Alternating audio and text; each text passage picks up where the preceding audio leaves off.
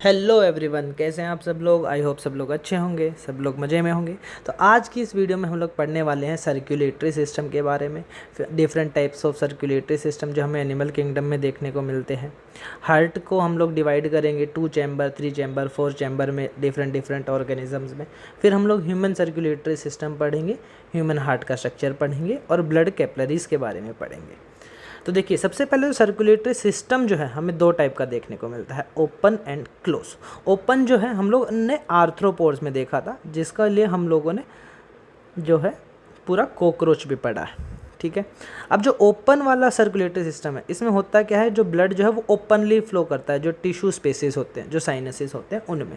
इसके पास कोई भी ब्लड वेसल्स ऐसे क्लोज्ड ऐसे ट्यूब्स नहीं हैं। तो जो ऑल द जो जितने भी टिश्यू और सेल्स हैं वो सारे पूरा ऐसा लगता है जैसे ब्लड में बात कर रहे हों।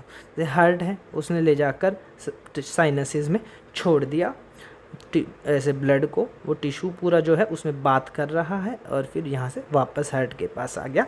बेसिकली यहाँ पे कोई भी ब्लड वेसल्स नहीं है, ब्लड जो है ओपनली फ्लो कर रहा है। पर हम लोग क्लोज सर्कुलेटरी सिस्टम की बात करें तो क्लोज्ड सर्कुलेटरी सिस्टम जो है, यहाँ पे ब्लड जो है ऐसे क्लोज्ड जो है ट्यूब्स में, जिनको हम ब्लड वेसल्स भी बोलते हैं, उनमें फ्लो करता है। ब्लड वेसल जैसे कि आर्टरीज हो गई, हमारी वेन्स हो गई, कैपिलरीज हो गई।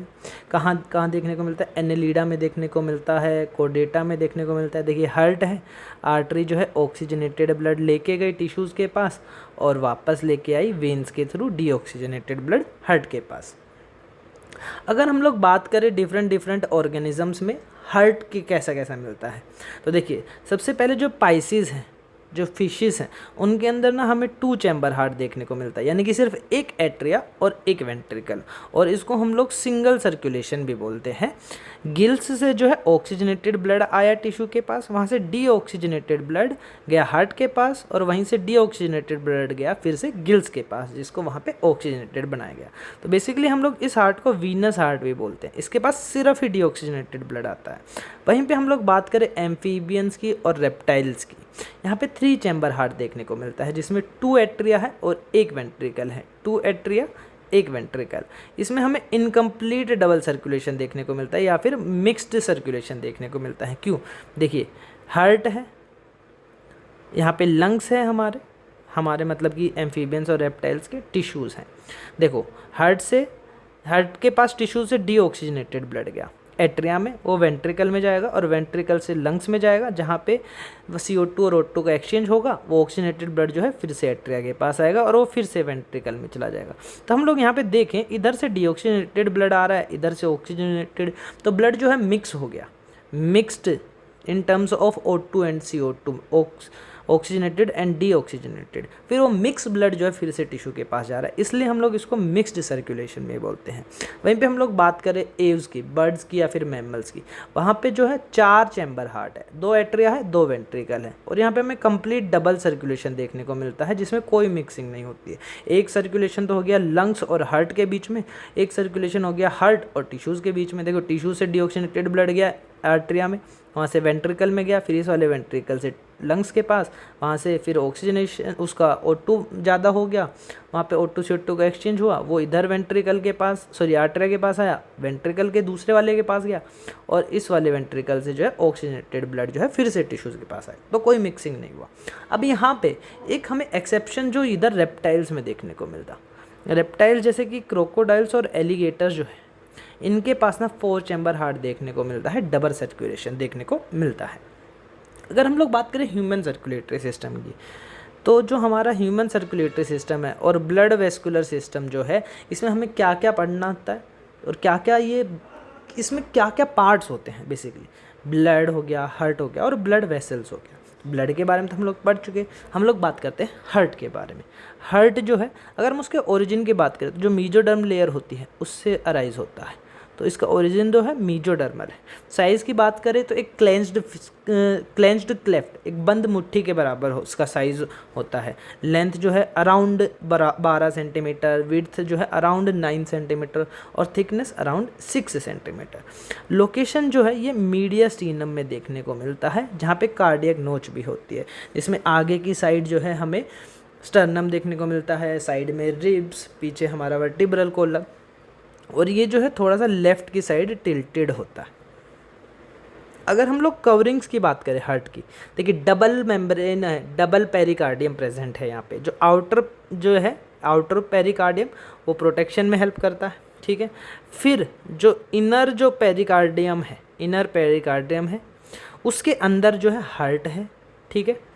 और जो ये इसके बीच में जो स्पेस बचा है आउटर पेरिकार्डियम और इनर पेरिकार्डियम के बीच का जो ये स्पेस है, इसको हम लोग बोलते हैं पेरिकार्डियम। इसमें जो भरा होता है इन पेरिकार्डियल स्पेस में पेरिकार्डियल फ्लूइड, ठीक है, जो कि हार्ट को थोड़ा सा शॉक्स वगैरह से बचाता है, ठीक है, सडन शॉक्स, जब मैकेनिकल शॉक से। अगर हम लोग स्ट्रक्चर की बात करें, देखो हमारे पास दो एट्रिया हो गए, एक ये हो गया, एक ये, दो वेंट्रिकल्स हो गए। इधर हो गया हमारा right atrium, right ventricle, right atrium, right ventricle. इस साइड हो गया हमारा लेफ्ट एट्रियम और लेफ्ट वेंट्रिकल, ठीक है। अब यहाँ पर हम लोग देखें तो एट्रिया के पास, राइट एट्रिया के पास सुपीरियर और इन्फीरियर वेना केवा जो है वो डीऑक्सीनेटेड ब्लड लेके आती है। सुपीरियर लेके आती है अपर बॉडी पार्ट से, इन्फीरियर लेके आती है लोअर बॉडी पार्ट से। अब जो ये ब्लड जो है इधर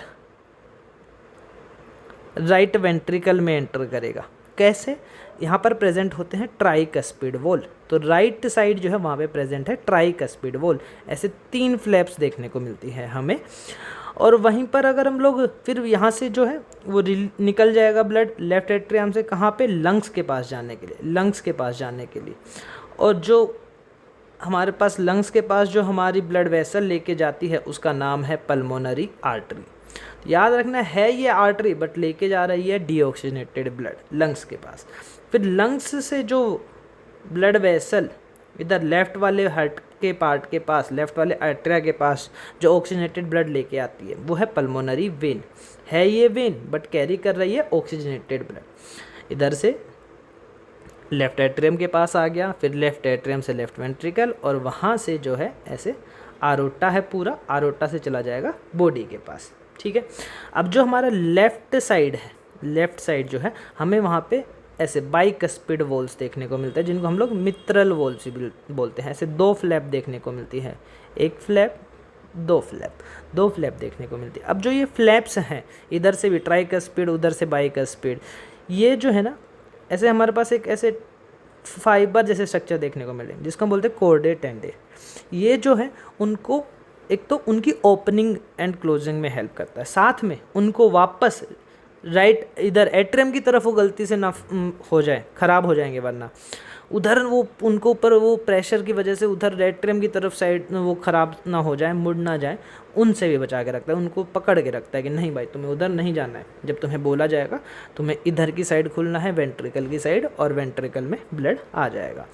अब यहीं पे अगर हम लोग बात करें, जब हमारे राइट वेंट्रिकल से पल्मोनरी आर्टरी में जब जा रहा है, तो जो ये वाला जो ये एंट्री है, और हम बोले कि एंट्री तो पल्मोनरी आर्टरी में, पर एग्जिट जो है राइट वेंट्रिकल से, ये गार्डेड होती है पल्मोनरी वॉल्व्स के थ्रू। और आरोटा, आरोटा में जब जो जिससे फिर हमारे बॉडी के पास अलग अलग पार्ट्स के पास जाता है ब्लड, ऑक्सीजनेटेड ब्लड, जो आरोटा की यहाँ से स्टार्टिंग है, या फिर मैं बोलूँ जब लेफ्ट वेंट्रिकल से ब्लड जा रहा है आरोटा में, वो वाली जो जगह है वो जिस वॉल से सराउंडेड है और प्रोटेक्टेड है उसको हम बोलते हैं आरोटिक वॉल और सेमील्यूनर वॉल्स। इन दोनों को, पल्मोनरी वॉल्स और आरोटिक वॉल्स को हम लोग बोलते हैं सेमील्यूनर वॉल्स। साथ में जो हमारे दोनों एट्रिया हैं वो जिस सेप्टम से एक दूसरे से अलग अलग हैं उसको हम बोलते हैं इंटर आर्टेरियल सेप्टम, यानी कि 2 आर्टरिया के बीच का सेप्टम थिन है, मस्कुलर है और एट्रियास के बीच में प्रेजेंट है। वहीं पे वेंट्रिकल्स को जो ये सेप्टा अलग कर रहा है, ये इसको हम लोग बोलते हैं इंटर वेंट्रिकुलर सेप्टम। ये थिक है और वेंट्रिकल्स के बीच वाले को हम बोलते हैं इंटर वेंट्रिकुलर सेप्टम। वहीं पे हम लोग बात करें कि एट्रिया और वेंट्रिकल को जो अलग करता है, यानी कि एट्रिया और वेंट्रिकल के बीच में एट्रिया वेंट्रिकुलर सेप्टम, ये भी थिक है, फाइब्रस है। कहाँ पे प्रेजेंट है? एट्रिया और वेंट्रिकल के बीच में। तो ये हो गया हमारा ह्यूमन हार्ट का स्ट्रक्चर। अगर हम लोग बात करें हमारे तीसरे कंपोनेंट का, जो हमारा ब्लड वेस्कुलर सिस्टम था, ब्लड वेसल्स। देखो हमारे पास ना सबसे पहले तो 2 मेजर टाइप की हमारे पास ब्लड वेसल देखने को मिलती है, आर्टरी एंड वेन। आर्टरी जो है ऑक्सीजनेटेड ब्लड कैरी करती है, वेन जो है डीऑक्सीजनेटेड ब्लड कैरी करती है, ठीक है, और हार्ट की तरफ ब्लड लेके जाती है। आर्टरी जो है हार्ट से दूर ब्लड लेके जाती है। आर्टरी जो है, हमारे पास एक एक्सेप्शन भी है यहाँ पे ऑक्सीजनेटेड और डीऑक्सीजनेटेड के रिस्पेक्ट में, जो पल्मोनरी आर्टरी जो हमने स्ट्रक्चर ऑफ हार्ट में पढ़ा, वो पल्मोनरी आर्टरी जो है वो डीऑक्सीजनेटेड ब्लड को लेकर जाती है। पल्मोनरी आर्टरी जो है वो डीऑक्सीजनेटेड ब्लड को लेकर जाती है, और वहीं पर हमारी पल्मोनरी वेन जो है वो ऑक्सीजनेटेड ब्लड को लेकर जाती है, ठीक है। अगर हम लोग बात करें इनके स्ट्रक्चर की, देखिए सबसे बाहर वाली मेम्ब्रेन जो है वो ट्यूनिका एक्सटर्ना, उसके बाद स्मूथ मसल्स होती हैं, ठीक है, और दूसरी वाली जो लेयर है वो है ट्यूनिका मीडिया, और ट्यूनिका एक्सटर्ना और मीडिया के बीच में जो है स्मूथ मसल्स प्रेजेंट है। तीसरी लेयर जो है ट्यूनिका इंटरना, जिसको एंडोथीलियम भी बोलते हैं। अब ट्यूनिका इंटरना यानी कि सबसे अंदर वाली लेयर और ट्यूनिका मीडिया के बीच में प्रेजेंट होता है इलास्टिन। वेन्स में हमें एक एक्स्ट्रा चीज़ देखने को मिलती है, वाल्व्स। एंडोथीलियम जो है वो सिंपल स्क्वैमस एपिथीलियम है, ठीक है। वेन्स में हमें एक्स्ट्रा चीज़ देखने को मिली वॉल्व्स। साथ में हम लोग देख रहे हैं जो इधर आर्टरी का ल्यूमन है, जो ये बीच वाला ये खाली स्पेस है, बहुत ही थिन है, बहुत ही कम है। वहीं पे वेन्स का जो है बहुत ही बड़ा है, ठीक है। तो थिकर वॉल होती है आर्टरी की, वॉल्स थिकर है, और वेन्स की वॉल थिनर है, ठीक है। पर ल्यूमन जो है वो जो वेन का बड़ा है और आर्टरी का छोटा है। आर्टरी में कोई भी वाल्व्स नहीं है और वेन्स में वाल्व्स हैं। अब देखो इसका ल्यूमन छोटा है यानी कि प्रेशर ज़्यादा लगेगा, हाई प्रेशर होता है। इसका ल्यूमन ब्रॉड है तो प्रेशर कम लगेगा, लो प्रेशर होगा। अब हाई प्रेशर है, थोड़ा बचा के रखना है, ठीक है, इसीलिए वॉल्स भी थिक बनाई है आर्टरी की। अगर हमने याद हो तो हमने बोला था vessels, blood vessels like artery, when and capillaries. देखो कैपलरीज जो हैं जब वो टिश्यू लेवल पे पहुंचती हैं तब जो वेन्स और आर्टरी है वो बहुत ही थिन ब्रांचेस में डिवाइड हो जाती हैं, जो कि काम करती हैं फिल्ट्रेशन में, ठीक है। और जो इनकी लेयर की अगर मैं बात करूँ, सिर्फ इनके अंदर एक ही लेयर है, सिंपल स्क्वैमस एपिथेलियम। तो देखो आर्टरी जो है वो सबसे पहले डिवाइड करेगी आर्टरियोल, तो सबसे बाहर वाली लेयर्स हटा देती है, ट्यूनिका एक्सटर्ना हटा दी। अब आर्टरियोल जो है वो कैपलरी में डिवाइड करेंगे, ठीक है। कैपलरी में तो ट्यूनिका एक्सटर्ना और मीडिया दोनों ही हटा दी है, ये ट्यूनिका एक्सटर्ना और मीडिया दोनों हटा दी, सिर्फ ट्यूनिका इंटरना जो है वो बची है, ट्यूनिका इंटरना, जो कि एक सिंपल स्क्वैमस एपिथेलियम की एक सिंगल लेयर है, ठीक है। अब ठीक है, यहाँ से फिल्ट्रेशन हो गया टिश्यू के पास, अब उनको वहाँ से डीऑक्सीनेटेड ब्लड और एक्सक्रीटरी वेस्ट लेके जाना। तो कैपिलरीज जो है जॉइन करके बनाती है वेन्यूल्स। अब जो हटाया था बारी बारी बनाते हुए चलते, देखो यहाँ पे कैपिलरी से पहले हमारे पास स्टेज थी आर्टरियोल, जहाँ पे हमने ट्यूनिका एक्सटर्ना हटा दी थी। तो यहाँ पे भी अभी ट्यूनिका एक्सटर्ना हटी हुई है, पर कैपिलरी में जब आ रहे थे तो हमने वहाँ पे ट्यूनिका मीडिया भी हटा दी थी। यहाँ पे ट्यूनिका मीडिया वापस आ गई है, सिर्फ एक्सटर्ना नहीं है, ठीक है, सिर्फ एक्सटर्ना नहीं, जो कि फिर ज्वाइन करेगी वेन्यूल्स और बना देगी वेन्स, जहाँ पे ट्यूनिका एक्सटर्ना, मीडिया, इंटरना तीनों लेयर्स आ जाएंगी। तो thank you so much, thank you for watching.